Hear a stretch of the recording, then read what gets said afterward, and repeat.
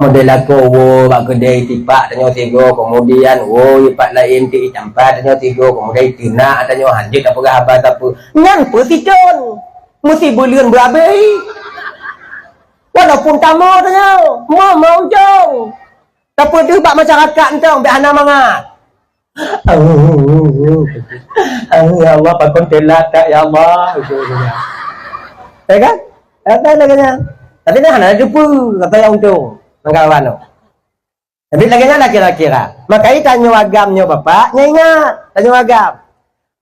Jangan kalian jadikan istri kalian itu marah kepada kalian.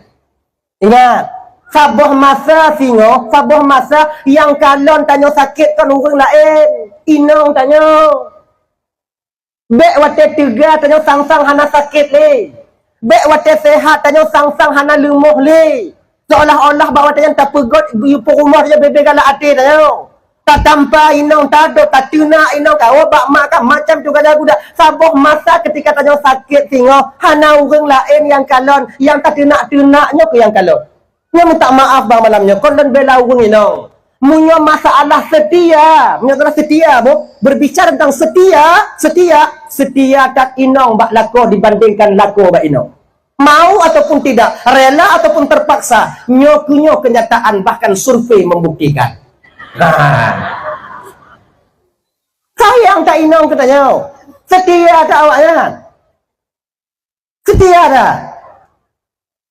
Contoh, munyo tanyo lako sakit, kumit. Minta ubat, kemudian berubat, kemudian lenyan.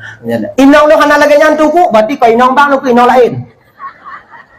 Sebab ini pandai mah sempurna mandumnya kau kata-kata, takutnya kau survei.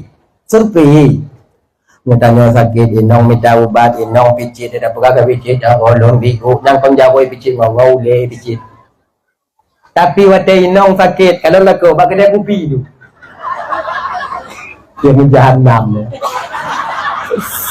Tak cok ubat lum dia rumah sakit. Tujuan ni kacok bak mak kan dia. Ada ada orang kan? Kan? Watejak bak mak minta maaf. Ketika tajak bak kurai pun sekalipun istri kita yang membersihkan kita. Ketika istri ayu banu. Ame mak kak mon. Ditanya. Etno setia tanya. Maka kalau berbicara tentang setia tak ada yang mampu